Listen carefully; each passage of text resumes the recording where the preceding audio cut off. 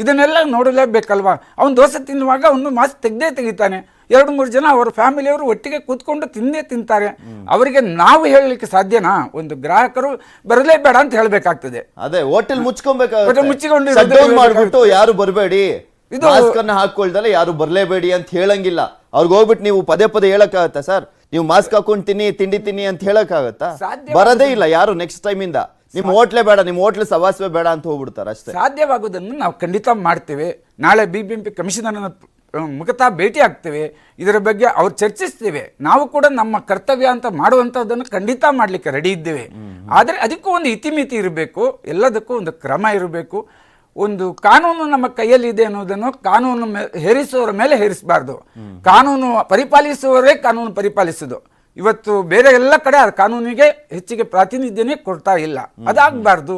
ಹಾಗೂ ಇದು ಒಂದು ರೀತಿಯ ಕಿರುಕುಳಕ್ಕೆ ಒಂದು ಆಸ್ಪದವಾಗಬಾರ್ದು ಅನ್ನೋದು ನಮ್ಮ ಮನವಿ. ಅಲ್ಲ, ಈಗ ಮಾಮೂಲಿಯಾಗಿ 5,000ನ 2,000ನ ಏನೋ ಒಂದಾದ್ರೆ ಓಕೆ, ಅಟ್ಲೀಸ್ಟ್ ಅದನ್ನ ಹೇಳುವಂತ ಕೆಲ್ಸಕ್ಕಾದ್ರೂ ಒಬ್ರು ನೇಮಿಸ್ಕೊಳ್ತಾರೆ. ಇವರು ಏಕಾಏಕಿ 50,000 ರೂಪಾಯಿ, 25,000 ರೂಪಾಯಿ, ಈಗ ಬರ್ತಾ ಇರುವಂತ ಜನರು ನೋಡಿದ್ರೆ ತಿಂಗಳಿಗೆಲ್ಲ ಸೇರಿದ್ರೆ ಆ ಲಾಭನೇ ಸಿಗಲ್ಲ. 50,000 ರೂಪಾಯಿ ಇವ್ರು ಒಂದೇ ಸಲ ಹಾಕ್ಬಿಟ್ರೆ ಕಂಪ್ಲೀಟ್ ಆಗಿ ಬರೇ ಅಲ್ಲಿರುವಂತ ಉದ್ಯೋಗ ಕಳ್ಕೊಬೇಕಾಗುತ್ತೆ. ಅಲ್ಲಿ ಮಾಡುವಂತವನ್ನ ಕಳ್ಕೊಂಡಾಗ್ತದೆ. ಅಧಿಕಾರಿಗಳಿಂದ ಒಂದು ಬಹಳ ದೊಡ್ಡ ಒತ್ತಡ ಬರ್ತದೆ.